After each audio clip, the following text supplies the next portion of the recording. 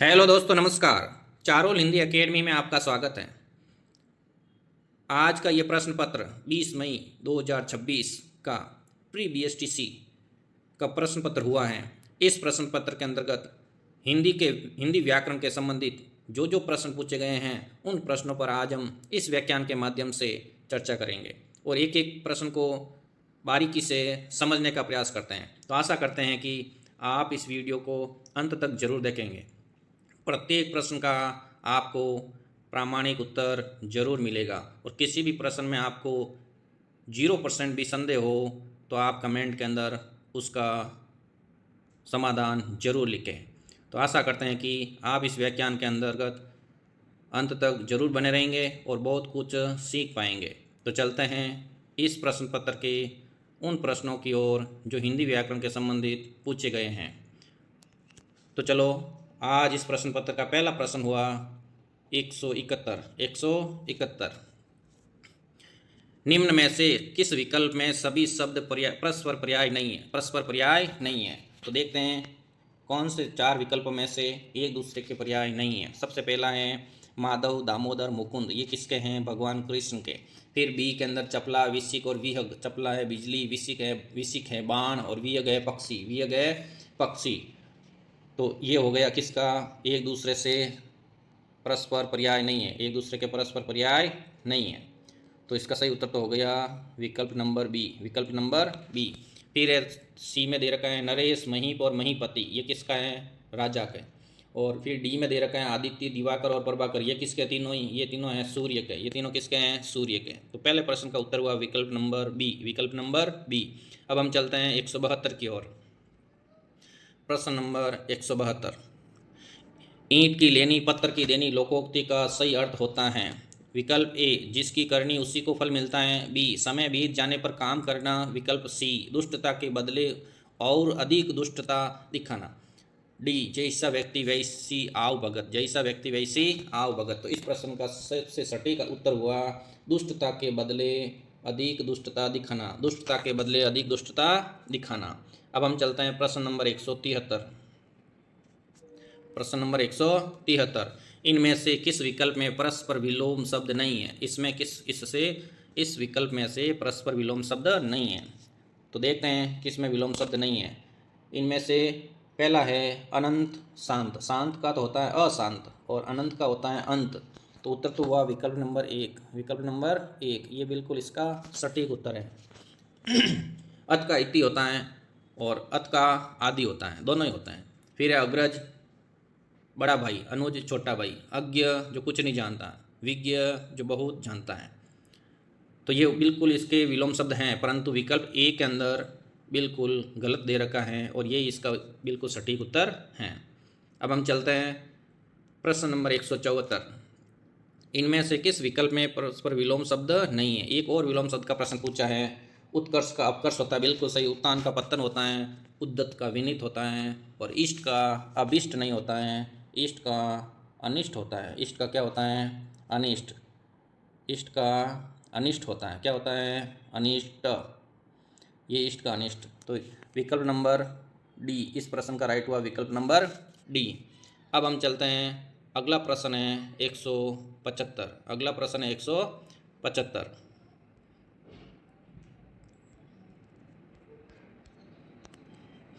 देखते हैं इस प्रश्न में क्या पूछा है। किस विकल्प में गलत संधि है?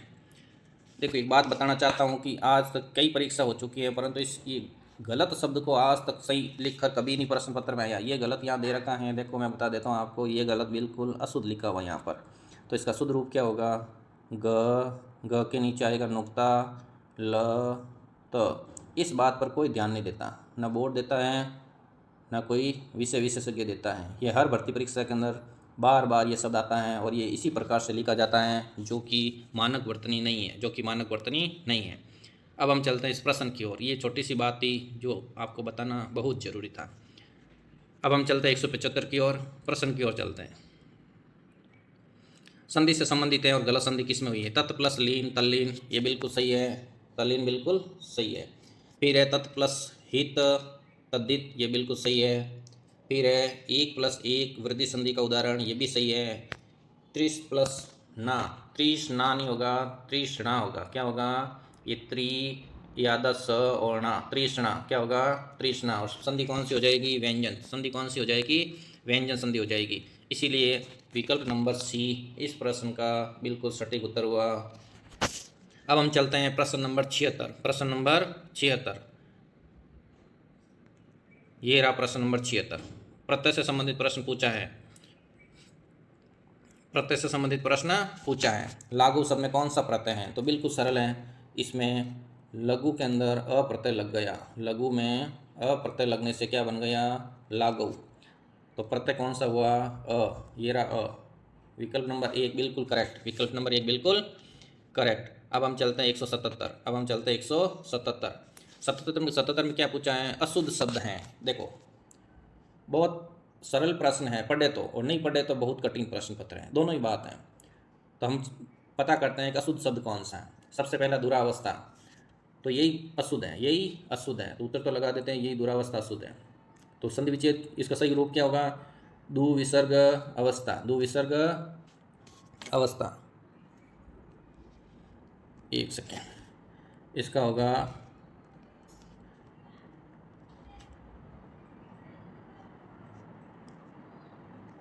दुविसर्ग अवस्था। अवस्था विसर्ग संधि। और उपसर्ग पूछे तो दूर होगा। क्या होगा? दूर प्लस अवस्था, दुरावस्था। दुरावस्था होगा। क्या होगा? शुद्ध शब्द क्या होगा? दुरावस्था। दुरवस्था, दुरावस्था, ये इसका शुद्ध रूप है। ये इसका शुद्ध रूप है, दुरावस्था।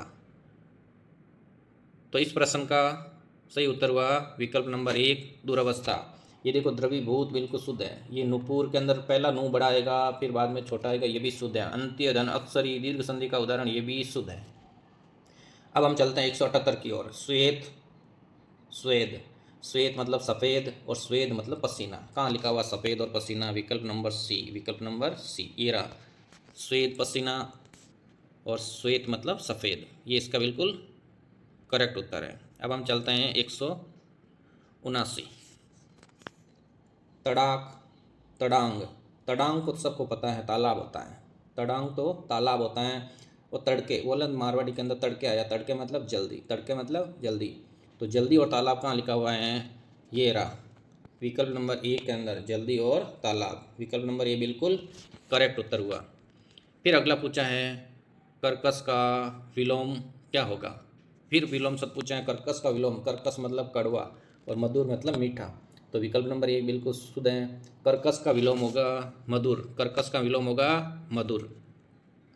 अब हम चलते हैं 181। 181 वाला प्रश्न समझने का प्रयास करते हैं। थोड़ी वस्तु से बड़ा काम नहीं हो सकता को दर्शाने वाली लोकोक्ति हैं। चूहे की मौत बिल्ली का खेल नहीं। चूहे का बच्चा बिल ही खोदता है नहीं। चोटी चोटी कुतिया जलेबियाँ की रखवाली, ये भी नहीं। चूहों के चाम से कहीं नगाड़े मंडे जाते हैं। तो चूहा छोटा होता है और नगाड़ा होता है बड़ा। तो चूहे के चमड़ी से कभी नगाड़े नहीं मंडे जाते हैं। इसलिए थोड़ी वस्तु से बड़ा काम नहीं हो सकता। थोड़ी वस्तु से बड़ा काम नहीं हो सकता। विकल्प नंबर डी बिल्कुल सटीक उत्तर है। अब हम चलते हैं प्रश्न नंबर 182। द्वंद्व समास का उदाहरण है। अच्छा प्रश्न पूछा। द्वंद्व समास का उदाहरण है नीलकंठ। नीलकंठ में बहुव्रीहि है, नीला है जो कंठ। मोर और शिव, मोर और शिव। कपड़े लत्ते इत्यादि, कपड़े लत्ते इत्यादि, ये द्वंद्व समास का उदाहरण है। ये द्वंद्व समास का उदाहरण है। और द्वंद्व समास में भी कौन सा उदाहरण है? समाहार द्वंद्व। समाहार द्वंद्व, कपड़े लत्ते इत्यादि, कपड़े लत्ते इत्यादि। त्रिभुवन में कौन सा है? द्विगु। और महाजन में कौन सा है? कर्मधार्य। महान है जो जन, महान है जो जन। अब हम चलते हैं प्रश्न नंबर 183। किस विकल्प में सभी शब्द शुद्ध हैं? देखते हैं कौन से विकल्प में सभी शुद्ध शब्द है। देखो, निरोग ये शुद्ध है। निरोग क्या है? शुद्ध। फिर वृत्तांत नहीं होता है, वृत्तांत होता है। ये ऐसे लिखते हैं वृत्तांत, वृत्तांत, वृत्तांत, वृत्तांत, ये शुद्ध है वृत्तांत। तो विकल्प ये गलत हो गया। उसके बाद में क्या लिखा है? अत्युक्ति, अति धनुक्ति, यण संधि, ज्योत्सना, ये दोनों क्या है? शुद्ध है। ये दोनों क्या है? शुद्ध। तो विकल्प नंबर बी बिल्कुल सही उत्तर हो गया। फिर दो विकल्प को और समझ लेते हैं, उसमें क्या गलती हुई? दुर्व्यसन, दुर्व्यसन, दूरव्यसन बिल्कुल सही है। फिर है अनुग्रह, ये गलत है। अनुग्रह ये गलत है। इसका शुद्ध रूप होगा अनुग्रह। इसका शुद्ध रूप होगा अनुग्रह। ये ऐसे ग्रह, अनुग्रह, ये इसका शुद्ध रूप है। फिर अंत में है द्वंद्व गलत है, समृद्ध सही है। तो द्वंद्व को कैसे लिखते हैं? ऐसे, द हलंत आएगा, व पे अनुस्वार, फिर द हलंत और व, द्वंद्व, द्वंद्व समास वाला। तो कुल मिलाकर 183 के अंदर विकल्प नंबर बी, विकल्प नंबर बी बिल्कुल शुद्ध है। विकल्प नंबर बी बिल्कुल शुद्ध है। अब हम चलते हैं 184 की ओर। 184 की ओर उर्दू उपसर्ग से बना हुआ शब्द है। उर्दू से कौन सा शब्द बना हुआ है? अधकचरा, अवगुण, सुडौल और बाकायदा। तो उत्तर हुआ बाकायदा, बादन कायदा। बा उपसर्ग है, उर्दू का उपसर्ग है। अब हम चलते हैं 185। 185 में क्या पूछा है? संधि विच्छेद की दृष्टि से संगत विकल्प नहीं है। देखो, संगत विकल्प संचय, सन प्लस चाहिए, यहीं पर गलती कर दी कि भाई यही उत्तर हुआ। सन प्लस चय नहीं होगा, सम प्लस चय होगा। क्या होगा? सम प्लस चय, संचय। सम होगा, क्या होगा? सम प्लस चय। अन्य विकल्प देखो, किम प्लस चन, किंचन, ये सही है। वाक प्लस मय, वांगमय, ये सब व्यंजन संधि का उदाहरण है। षड प्लस मुख, षणमुख, ये भी व्यंजन संधि का उदाहरण है। ठीक है, तो अब इस प्रश्न का उत्तर हुआ विकल्प नंबर एक, विकल्प नंबर एक। अब हम चलते हैं 186। ये अच्छा प्रश्न है, इसको थोड़ा सा यूनिक प्रश्न कह सकते हैं, परंतु ये आम प्रश्न हो गया है। बारीकी से पढ़ने वालों के लिए आम प्रश्न हो गया है। 31 में कौन सा समास हुआ? 1 और 30। 31 में क्या होगा? 1 और 30। 1 और 30 कितने होते हैं? 31। तो समास हुआ द्वंद्व। समास कौन सा हुआ? द्वंद्व। 31 में कौन सा समास है? द्वंद्व समास है। ये इस प्रश्न को अच्छा प्रश्न कह सकते हैं। फिर है खटाई में पढ़ना मुहावरे का सही अर्थ है। खटाई में पढ़ना मुहावरे का सही अर्थ है लड़ाई में मारे जाना, ये भी नहीं है। मारे मारे फिरना, ये भी नहीं है। साफ साफ बात कहना, ये भी नहीं है। काम होने में देरी या संदेह होना, तो खटाई में पड़ गया, कुछ समझ नहीं आ रहा है, काम होने में संदेह हो गया, तो ये विकल्प नंबर सी इसका बिल्कुल करेक्ट उत्तर होगा। सी इसका बिल्कुल करेक्ट उत्तर होगा। फिर एक बहुत बेहतरीन प्रश्न पूछा है 188 के अंदर, शुद्ध वाक्य वाला। ये मज़ेदार प्रश्न है, शुद्ध वाक्य वाला। देखो, निम्न में से शुद्ध वाक्य है। चलो इसको एक एक को समझने का प्रयास करते हैं। शुद्ध वाक्य कौन सा है? बेटों में युद्ध हो गया। युद्ध तो दो सेनाओं में होता है, तो बेटों में क्या होती हैं? लड़ाई। तो गलती का पद कौन सा है? युद्ध। युद्ध नहीं होगा, लड़ाई हो गई। बेटों में लड़ाई हो गई। बेटों में लड़ाई हो गई। लड़ाई हो गया नहीं, हो गई, हो गई, ये इसका शुद्ध रूप होगा। बेटों में लड़ाई हो गई। बेटों में लड़ाई हो गई, तो ये इसका क्या हो गया? शुद्ध रूप हो गया। अब हम चलते हैं विकल्प बी की ओर। बी में क्या दे रखा है? इस गीत की दो चार लड़ियाँ सुना दो। लड़ियाँ नहीं, ये लड़ियाँ गड़बड़ कर दिया, यहाँ पर आएगा कड़ियाँ। गीत की दो चार कड़ियाँ सुना दो। गीत की दो चार कड़ियाँ सुना दो, तो ये भी बी विकल्प भी हो गया गलत। बी विकल्प भी होगा गलत। अब हम चलते हैं सी विकल्प की ओर। टिड्डियों की मंडली सारी फसल चट कर गई। टिड्डियों की मंडली नहीं होती है, मंडली व्यक्तियों की होती है। तो टिड्डी दल क्या होता है? दल। तो मंडली की जगह हम क्या काम लेंगे? टिड्डियों का दल। सारी फसल चट कर गई, चट कर गई नहीं, दल पुल्लिंग है, तो चट कर गया, यहाँ पर गया आएगा। टिड्डियों का दल सारी फसल चट कर गया, सारी फसल चट कर गया। तो हम चलते हैं अगले विकल्प नंबर डी के अंदर। गोलियों की बहुचार के सामने कोई टिक न सका। गोलियों की बहुचार के सामने कोई टिक न सका, ये इस प्रश्न का बिल्कुल सटीक उत्तर है। विकल्प नंबर डी, विकल्प नंबर डी। अब हम चलते हैं 189 की ओर। 89 में एक और शुद्ध वाक्य पूछा है। 89 में एक और शुद्ध वाक्य पूछा है। देखो, ये मेरे ही हस्ताक्षर हैं, ये बिल्कुल शुद्ध है, ये बिल्कुल शुद्ध है। ये मेरे ही हस्ताक्षर। देखो, हस्ताक्षर बहुवचन है, अंत में बहुवचन की क्रिया रखी हैं, और ये भी बहुवचन है, तो ये बिल्कुल शुद्ध है। बी के अंदर वह अपनी धुन में जा रहा था। वह अपनी धुन में जा रहा था, सही है, ये भी सही है। वह अपनी धुन में जा रहा था। फिर प्यास के मारे उसका प्राण निकल गया। देखो, ये प्राण शब्द पे यहाँ पर माइनर मिस्टेक हुई है। प्राण सदा बहुवचन, सदा बहुवचन। तो प्यास के मारे उसके, अब देखो यहाँ से शुरू होगा, प्यास के मारे उसके प्राण निकल गए, उसके प्राण निकल गए, उसके प्राण निकल गए, प्यास के मारे उसके प्राण निकल गए, ये इसका क्या हो जाएगा? शुद्ध रूप। तो उत्तर क्या हो गया? विकल्प नंबर सी, विकल्प नंबर सी। अब हम चलते हैं चौथे विकल्प को समझते हैं। चौथा विकल्प है उसकी भुजाएं घुटनों तक लंबी हैं, ये बिल्कुल इसका शुद्ध रूप है, ये इसके बिल्कुल इसका शुद्ध रूप है। अब हम चलते हैं 190 की ओर। वणिक वर्ग में संधि कौन सी हुई?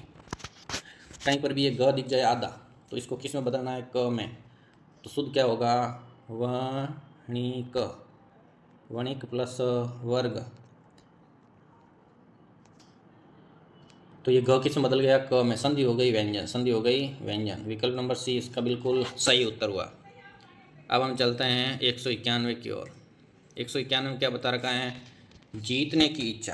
किसकी इच्छा? जीतने की इच्छा। तो चलो चारों विकल्प को समझ लेते। देखो, लिप्सा, लिप्सा का मतलब होता है कुछ पाने की तीव्र इच्छा, कुछ पाने की तीव्र इच्छा लिप्सा होता है। फिर जिज्ञासा, जीतने की इच्छा, उत्तर तो यही हो गया जिज्ञासा। बुभुक्षा, भोजन करने की इच्छा, बुभुक्षा क्या होगा? भोजन करने की इच्छा। और जिजीविषा क्या होगा? जीने की इच्छा, जीने की इच्छा। तो प्रश्न नंबर 191 का भी विकल्प बिल्कुल सटीक उत्तर है। अब हम चलते हैं 192 की ओर। इनमें से अशुद्ध शब्द कौन सा है? देखो, अच्छा शब्द पूछा। महाधन, ऐश्वर्य, महेश्वर्य, वृद्धि संधि का उदाहरण है, ये बिल्कुल सही है, ये बिल्कुल सही है, ये गलत नहीं है। फिर है चक्र पानी, चक्र पानी नहीं होता है। चक्र पानी किसका है? भगवान विष्णु का पर्याय है, तो हो जाएगा चक्र पानी। पानी मतलब होता है हाथ, जिसके हाथ में चक्र हो, जिसके हाथ में क्या हो? चक्र हो, वो कौन है? भगवान विष्णु। तो पानी और पानी ये दोनों शब्द युग्म है। एक तो होता है पानी, दूसरा होता है पानी। पानी मतलब जल, पानी मतलब हाथ, पानी मतलब जल, पानी मतलब हाथ। ये माइनर मिस्टेक है, इनको समझना बहुत ज़रूरी है। तो इस प्रश्न का सही उत्तर हुआ चक्र पानी। ये अशुद्ध लिखा हुआ, ये क्या लिखा है? अशुद्ध। उत्तर हुआ चक्र पानी, उत्तर हुआ चक्र पानी, ये इसका बिल्कुल करेक्ट उत्तर है। फिर अगला क्या है? लावण्य। लवण में यह प्रत्यय लगने से लावण्य बना। और कवयित्री बिल्कुल शुद्ध है, कवयित्री बिल्कुल शुद्ध है। अब हम चलते हैं प्रश्न नंबर 193। वर्षा तुम गाना गाओ वाक्य किस प्रकार का? देखो, अर्थ के आधार पर वाक्य 8 प्रकार के होते हैं। अर्थ के आधार पर वाक्य 8 प्रकार के होते हैं। उनमें से ये प्रश्न पूछा गया है विधानार्थक। विधानार्थक वाक्य वो होते हैं बिल्कुल सरल लिखे हो जाते हैं, जैसे मैं ये किताब पढ़ रहा हूँ, ये है विधानार्थक। आज्ञार्थक, जिसमें आज्ञा दी जाती है, और इस प्रश्न में देखो आज्ञा दी जाती है, वर्षा तुम गाना गाओ, तो इसमें आज्ञा दे रखी है, तो इसका उत्तर तो होगा आज्ञार्थक। इच्छार्थक क्या होगा? आपकी यात्रा मंगलमय हो, ये है इच्छार्थक। और संकेतार्थक, और संकेतार्थक, जैसी करनी वैसी बरनी, ये संकेतार्थक। अब हम चलते हैं विकल्प नंबर 194, प्रश्न नंबर 194। ये रहा प्रश्न नंबर 194। निम्न में से नी उपसर्ग नहीं है, निम्न में से नी उपसर्ग नहीं है। देखते हैं नी उपसर्ग किस में नहीं है। निमग्न, नि निश्चल, निवारण और निषेध। देखो ये बटन छुपकर निश्चल, यहाँ नी उपसर्ग नहीं है, निस उपसर्ग है। क्या है? निस, निस उपसर्ग है, निस, नी स, निस, यह उपसर्ग है। निस प्लस चल, निश्चल। बाकी में नी प्लस मग्न, नी प्लस वारण, नी प्लस सेद। देखो निषेध में व्यंजन संधि है, नी प्लस सेद, नी प्लस सेद, ये व्यंजन संधि का उदाहरण, नी प्लस सेद, निषेध। तो ये हुआ 194 प्रश्न पूरा। अब हम चलते हैं 195 की ओर। महौषध, महौषध में संधि कौन सी है? देखो अच्छा प्रश्न पूछा। महा प्लस औषध, महा प्लस औषध, औषध में कितनी वर्तनी लगेगी? 2। महा प्लस औषध, ये लास्ट में 10 सेकंड औषध, महा प्लस औषध बन जाएगा महौषध। तो संधि बिल्कुल सामने दिख रही है, वृद्धि संधि। कौन सी संधि? वृद्धि संधि। तो विकल्प नंबर ये बिल्कुल करेक्ट उत्तर। अब हम चलते हैं प्रश्न नंबर 196 की ओर। ये रहा 196। मुहावरे और उनके अर्थ की दृष्टि से सही विकल्प नहीं है। एक और बार मुहावरा पूछा है, देखते हैं उसका अर्थ संगत नहीं है। नाकों चने चबाना, खूब तंग करना, ये तो बिल्कुल सही है, ये तो बिल्कुल सही है।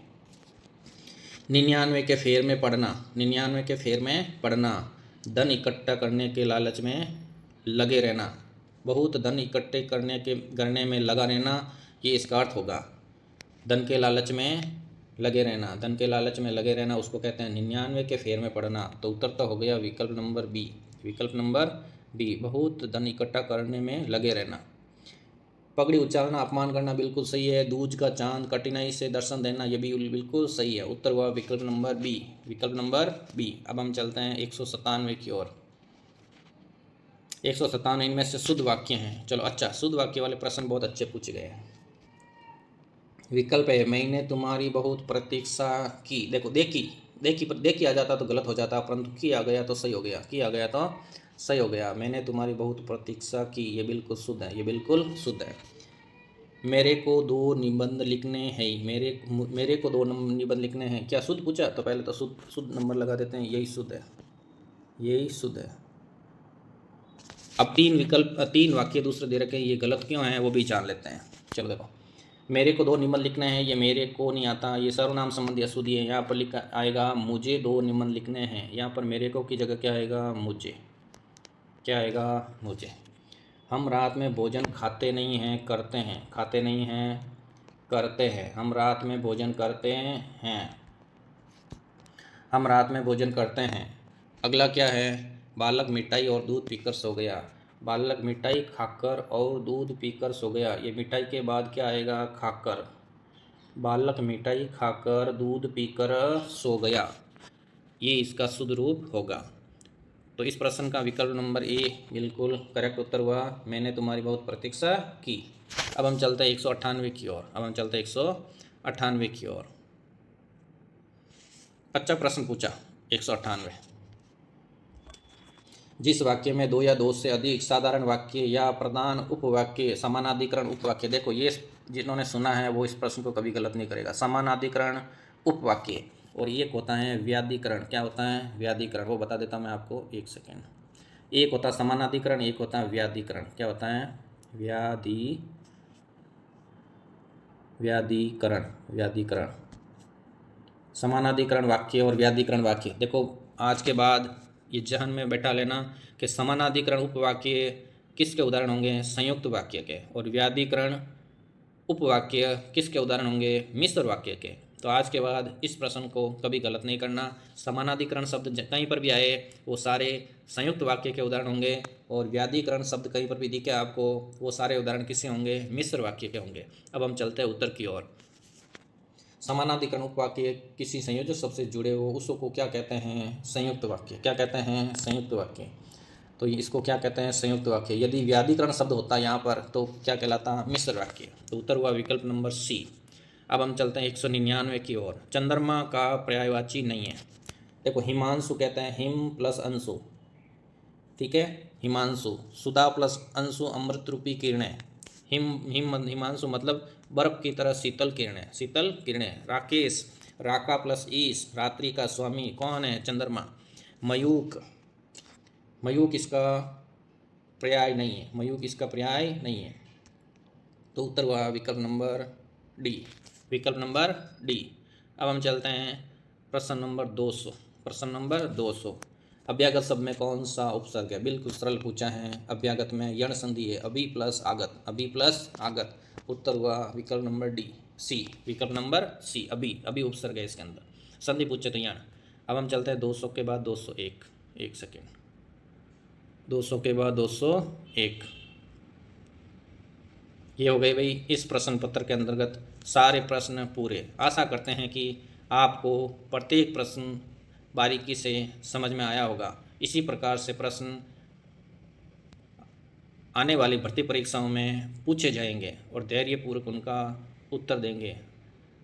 तो बने रहिए चारुल हिंदी एकेडमी के साथ। यदि आपको ये हमारा व्याख्यान अच्छा लगे, हमारी मेहनत अच्छी लगे तो एक लाइक एंड कमेंट जरूर करें। Thank you so much.